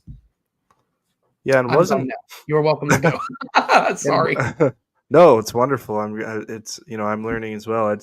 There's a lot of pendulums that are like kind of bigger that a lot of people, who have studied briefly know about, like just with Henry and generally and with Mary, Edward, and then Mary, and then Elizabeth. Like it's kind of a giant pendulum, but there's a lot of minute details in there that like are crucial that I didn't know about. But Yeah. yeah, And there's more that could be talked about. I mean, Elizabeth's reign is like you really would have to spend an entire yeah, session talking about Elizabeth's reign and the theological things that happened. But it could be summarized in this: under Elizabeth, Elizabeth saw the chaos of what happened with her father, and then she saw the chaos and fall of what happened with her brother and sister. Because as soon as Edward dies young, as soon as all yeah, this, it looks like, hey, we're entering this golden age of England Reformation. What happens? The boy king, the chosen one. yeah, Edward really was a gem, and he dies from what's likely tuberculosis, very young, mm, yeah, before he could even come to the age of majority and assume his office properly. He yeah, dies, and who takes his place? The daughter of Catherine of Aragon, Mary the yeah, First, who not, is Bloody yeah, Mary, who immediately tries to reverse everything that has been done, and including executing Thomas Cranmer, yeah, also with Bishops Latimer and Latimer, Ridley. yeah, Yeah, Hugh Latimer and Ridley. They all of them were burnt at the stake for being yep, faithful men to the Reformation. And she saw what had happened. So her whole life, even though she's a convinced Protestant, clearly, she's yeah, seen the chaos, she's seen the bloodshed, she's seen the heads roll, and she knows that if there's going to be any lasting integrity and peace for her people and her church, she has to broker some sort of um, a moderate. She has to focus on moderation. She has to focus on saying, yeah, where can we find a reasonable compromise so that we're not going to be at each other's throats anymore, and that yeah, people can what can people broadly tolerate? Again, I feel like Elizabeth does not get the credit she deserves. She was probably one of the most inspired monarchs who've ever yeah, lived. Um, yeah, in terms of just how excellently she ruled, how she wasn't perfect, but just yeah, how well she ruled and how piously she ruled and how yeah, for the good of the church she ruled. And so, you know, good Queen Bess does a great job of brokering that, and ultimately the that's why it's called the Elizabethan settlement. It's a settlement saying we're going to settle here. We're not going to push the apple. We're not going to upset the apple cart anymore. This is the case of we're reforming to this point. This is sufficient. This is good. This is wholesome. This is scripturally honoring. This is in line with the patristic traditions, and all the rest of this stuff is adiaphora. So we're going to be tolerant about these things. We're going to enforce these things, and we'll let things lie. And that's really what yeah, carried us until basically the Civil War and the regicide of Charles I and the clericide of William Laud and the Westminster Divines and all that stuff that came thereafter, and then leading into the yeah, Glorious Revolution shortly thereafter. So that's really the history of what yeah, happened. But yeah, Elizabeth's reign was characterized by a pursuit of tolerance and a pursuit of without sacrificing the integrity and the substance of the Reformation, still allowing reasonable toleration for what's within those boundaries of what's not clearly antithetical to the Word of God. So yeah, she did a wise job there. Yeah, and it was. yeah, I think she deserves to be honored. yeah, yeah. I She mean, also, on that note, she did also demote the crown. So whereas Henry did establish oh himself as yes, head of the church, she demoted that because she governor, saw clearly. I think even if she wasn't a woman, she saw the problems there.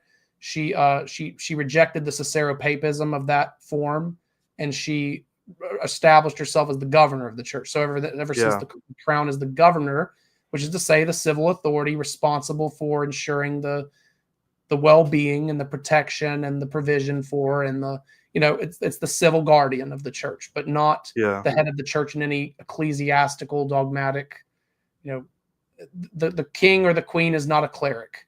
That's what she yeah, clearly did. It says, I'm not a cleric, which of course being a woman wouldn't have worked. yeah, I am solely the governess to ensure the church is protected, it's provided for, its peace and sanctity are maintained.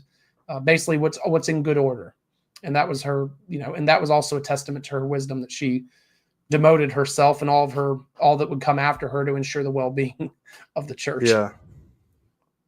Man. Yeah, especially, I mean, to have someone like her at a time when, like you were saying earlier, there's all these like alliances and division happening. Like, man, that is surprising to have someone who's like, no, we're gonna actually like try to have the what's it via media? Is that's the phrase? Like the Yeah, middle way? Like, yeah, man, yeah, and that is where that comes from. So, it's funny how the via media is used. Some people say, "Oh, we're the via media between Protestants and the Roman Church." Some people, but really, the real via media was. It's like, yes, we're still Catholic.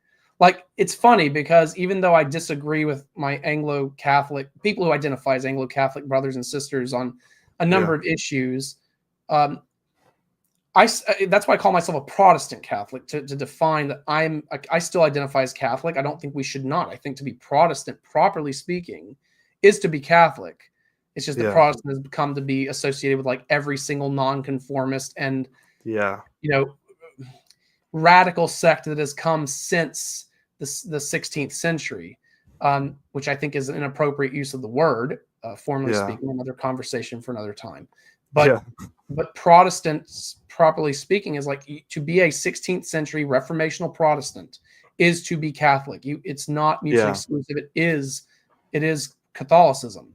It's Catholicism yeah, of an earlier time because that's effectively what the purpose was to return us to the font. It was a humanistic movement. Let's go back to the sources. Let's go back to the patristic writings. Let's go back and see where the church was 1,000 years ago and try to make sure that while we don't adopt everything whole hog, because it doesn't mean they were right just because they're old, but let's yeah, see what they said, and then let's see how it contrasts with what Scripture says. Let's see how the early fathers interpreted Scripture and how that applied into their practices, what the early councils said about things, and let's try to reapply that today. Again, being guided by what we've also come to learn through both the development of theological thought, which is a reality. Theology does continue to grow and change as we learn and we develop things, but also seeing the abuses and the fallout of that. A big part of the Reformation yeah, was understanding this theology may not be inherently bad. Like, I'm even willing to say transubstantiation, while I don't agree with it, is not inherently a bad. I'm probably going to get slapped on the wrist by some people for this. It's not inherently a bad doctrine in and of itself. The problem is what it produces. It's the superstitious practices yeah, and it's all the downstream effects that happens because people are human, people are broken, and because of that we can't have nice things. And yeah, so I'm not out to denounce transubstantiationists. I yeah, am out to say, look, what if you hold to transubstantiation, look at what that produces in terms of the practical piety of your people or the pollution thereof.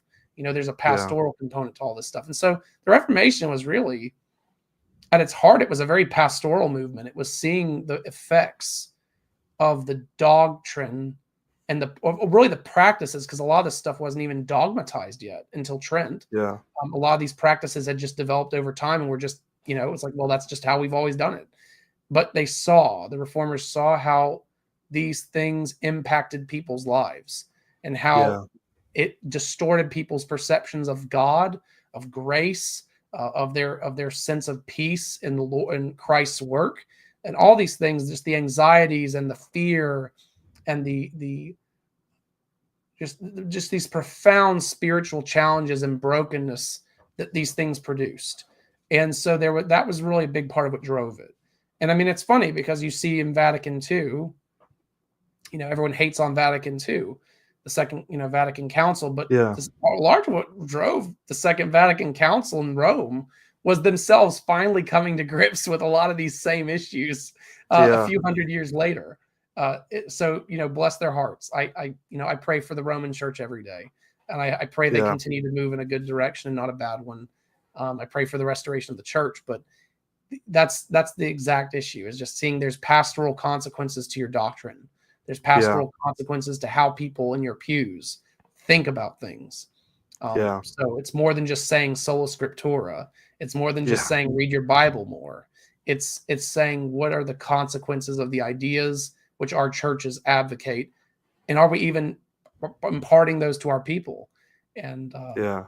if I had a concluding comment, I'd just say this: that part of what I see to be the brokenness of the Anglican way, at least in the American setting in which I'm in today, Yeah. is a loss of this. It's a loss of the awareness of what is the doctrine of our church, what is the history of our church, why did we do the things that we chose to do, and why did that matter, and why do the people not know this? And then you see what happens. It feels lawless, the way that it's kind of like the Wild West. I know this is just the way it is for a lot of pretty much everybody in America, because America's always kind of been literally the Wild West of the church. There is this sense of it was uniformity is what began all this. There is no uniformity today. There is no sense of like, these things matter for a reason. Uniformity matters for a reason. Educating the people in the doctrine of the church matters for a reason. We've lost it. We've lost it, and we need to regain it. And so I am proud to say that within my jurisdiction, the United Episcopal Church of North America, this is a major thrust of what we are trying to achieve, is to say, let's get back, to understanding our heritage and not trying to revise it over and over and over again to suit whatever our theological fancy is, but say, let us try to go back, in a sense, not rigidly, not woodenly, but in principle, to where we come from, because that's the problem of the world we are in today. We've lost all sense of identity of where we come from, who we are, where we're going. We have no identity, and the church needs that identity more than ever. And so the beauty of the Anglican way is that we have an identity. It's always been there. We just have to take it. We just have to take hold of it again. It's not like it's not hard to do. We just have to choose to do it. Yeah. And how it starts by, let's read the articles and let's teach our people what they mean. Let's teach people these things. So again, I appreciate, I do appreciate you giving me the time to be on here and to discuss these things. Yeah, of course. One of my last couple of questions is, in like the world today, in the Anglican world today in particular, what is the attitude towards the articles? Like when it comes to all the different, groups, I don't know whether it's a spectrum or if just, different groups, what you would call it. But like, what would you say generally is the attitude towards them? Are they held to high esteem, or are they, just kind of, Towards considered? Did you say the different confessions? Oh no, the 39 articles. Like, are the various Anglican groups or jurisdictions, like how do they Oh, you're saying like how do different subdivisions of Anglicans view the articles? Yeah. Is that Yeah. Yeah, just giving us like a landscape of where we are now, like what people think of them. Yeah, no, very good question. This is part of the challenge. So generally speaking, Anglicans who view themselves who would identify as Protestant or identify as just I also call it Anglo-classic, right? As opposed to Anglo-Catholic. We're Anglo-classic. We go back to basically, kind of going back to the Edwardian into really the Elizabethan settlement, right? That's kind of like what we mean by it. Anyone who's Anglo-classic or who would identify as Anglo-Puritan generally views the articles in a very high regard. We hold them as doctrinal, dogmatic. We hold them as confessional. In my experience, in my church, it is required of all ministers to subscribe and to affirm they will teach, and that they do believe. Not just that they'll teach, but that they will believe and they will teach and uphold, and not seek to change the doctrine contained within the articles, in addition to the other formularies. So it's essential for us, and I'm sure at least in some point in the past in the Church of England that was also essential. I'm not sure what their policies are now because I don't keep up with English canon law, but in my jurisdiction it is, and I know there are a few other jurisdictions where it technically is, even if people don't always actually do what they say they're going to do. So that's the thing. Like if people say, "Oh, I'm a Reformed Anglican, I'm Anglo Classic," I'd say like high church. Old high church is another term that is used to identify people in my camp, respectively. We view the formularies with seriousness. We view them as confession. Those who tend to identify as Anglo Catholic or Anglo Orthodox or whatever some other variant, non-Protestant, let's put it like that. Anglicans who spit at the word Protestant, there are many of them, unfortunately. Those who do not like that word, those who think it's a dirty word, who think the words Reformed or Protestant are inherently bad, don't like to be associated with them at all. Those folks generally, and I'm not speaking for everybody, obviously there's always going to be exceptions, but generally you will find they look at the articles as a historical relic. They look at them as it represents where we came from, but it doesn't represent where we've been going. And it's kind of like almost there's a general view of like, oh, they overcorrected because things were not good at the time. They went too far, and we've largely been trying to like get back to the right grounds. And there's almost always some level of historical revisionism in that water of, often there's an appeal to like the English church was its own thing that was completely, you often see it paired with this appeal to like the Celtic church and the idea that like the English church has always been its own thing, completely separate from Rome, which is why they can justify being basically Catholic without being Roman. There's a lot of gymnastics that are just not historically validated or theologically validated, really, in that. And I don't say that to be insulting to anybody.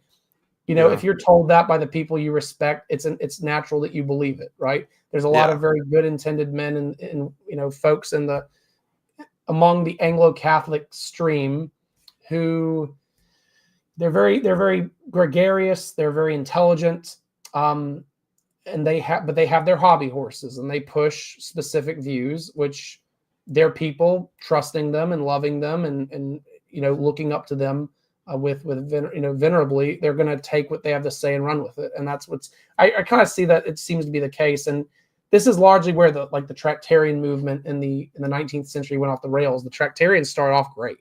There was a lot of good stuff with what the Tractarians dealt with, but it kind of went, the Oxford movement went off the rails at a given point and kind of lost the forest for the trees.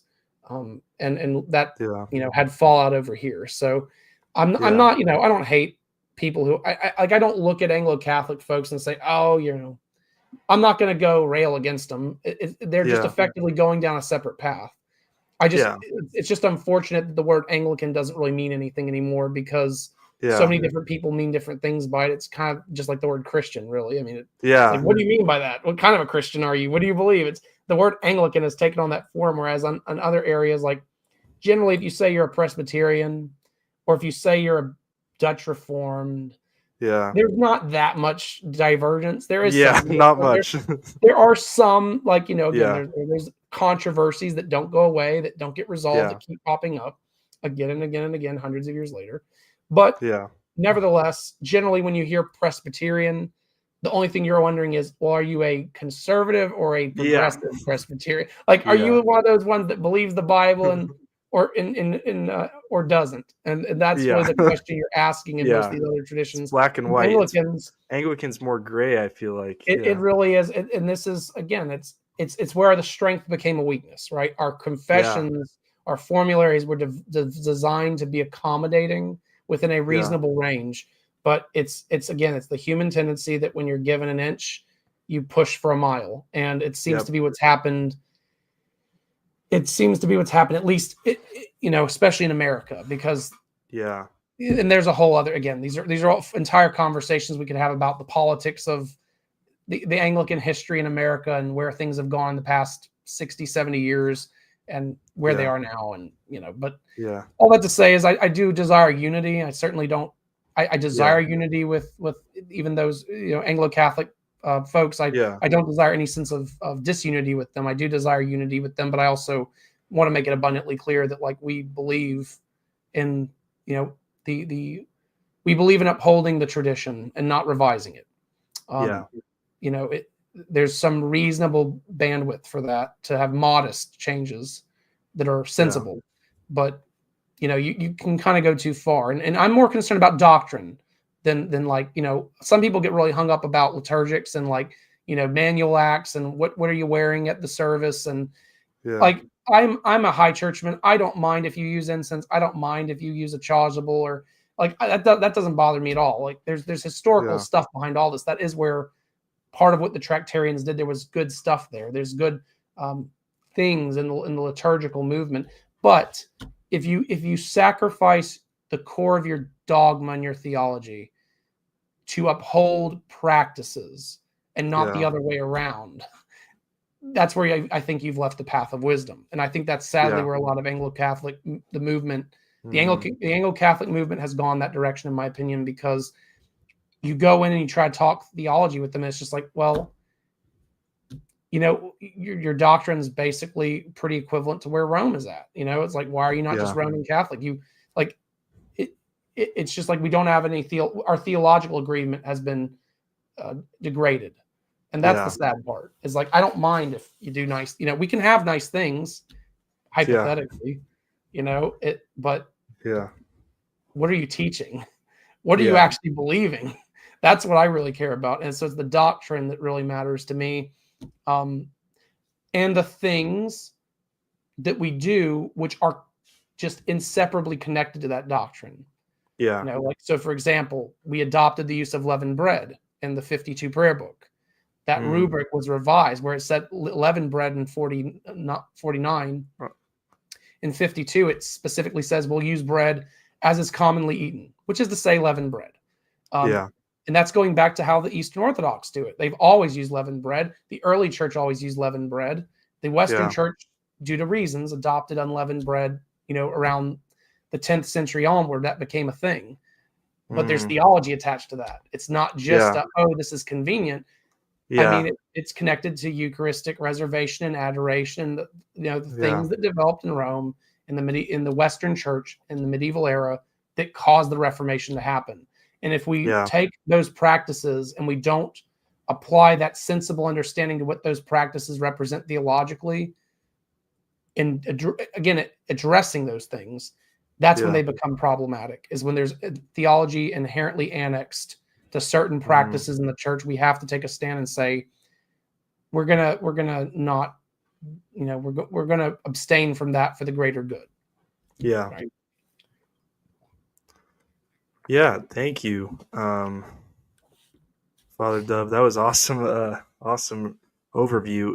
For someone who's, wants to learn more or wants to go more in depth on maybe the history of the Anglican Church or the 39 Articles, or even like, if I'm sure there's got to be like a study guide of the 39 Articles. I have even better. Do you have anything? I have a wonderful resource. It's called My Bishop. We have the Latimer Institute. Okay. We have the Latimer Institute in the UECNA, and our bishop offers courses every single trimester.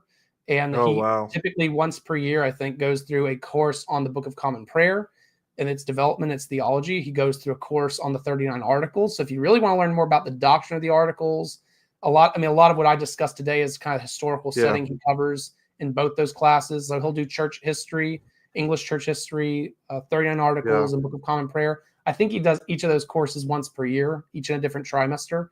So if you're interested in learning more and you'd like to get it, and my bishop is a trained historian, and he's very, he knows what he's talking about. So if you want to learn more, Latimer's, it's not free, but it's almost free. It's like, if you want to audit a course, it's like $15, $20 for a whole trimester. It's nothing. It is correspondence through Zoom, so you can do it wherever you want. He typically does a lecture for about an hour and then opens it up for Q&A for about 30 minutes. So you have him basically to yourself for 30 minutes. You can ask him whatever you want and get clarity. So you kind of get, it's flexible and it's nice. So if you want to learn more and you want to get it like in a directed way where he does provide you with like, hey, read these books, you don't have to do it for credit. You don't have to write papers if you don't want to, but if you just want to learn the history of the English church and its theology, our Latimer Institute is a great resource for that. And it is, again, it's practically free. So there's a modest stakeholder incentive to say, yeah, put a little money in so you don't just decide not to Yeah. attend your classes, but it's largely Yeah. there just to cover various Just the administrative commitment price. costs. Yeah. Yeah, it's practically free.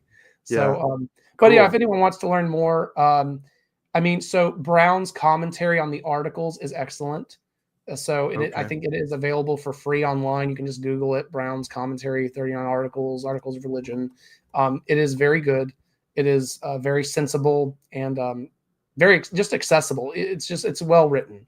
So I highly recommend that. If you really want to just jump in and read something on the articles where it's basically a commentary on the articles, that's a good source. I highly recommend that one. Awesome. But if you want to learn anything more specific, just you can email me, Christian@absolutionuecna.org, or you can hit me up on X, Twitter. Feel free to send me a direct message. I'm happy to, if you have specific interest, I'm happy to give specific resource recommendations. Yeah. Awesome. Yeah, I will link some of that. I'll link the Latimer Institute in the show notes so people can find that. But for now, that's all I have. And Father Dove, thanks again for giving us some good information and backstory to the 39 articles. And I'm going to be, just for the viewers, I'm going to be going next into the theology more in depth on the 39 articles. I don't know who that's going to be with. Maybe Father Dove again. I'm But happy to come back if you want me. I know yeah, I talk a lot, but no, I'd it's also be good. happy to, if you were to do, I'm sure I could probably even get Bishop Peter to come on and talk with you. You might need a little bit more of a lead time for that, but Yeah, because he has a lot on his plate right now. But yeah, I think we could maybe make an arrangement if you're interested in talking to yeah. him about more of the theology. I'm hoping to have two guests, so that might be great. All right, uh, awesome. yeah, But yeah, I'm awesome, happy to come back if you want me to. I'm always happy to come on. perfect. All right, well, thanks everyone for watching, and I hope you have a good weekend. All right, you take care. Thank you. Thank you, Father Dove.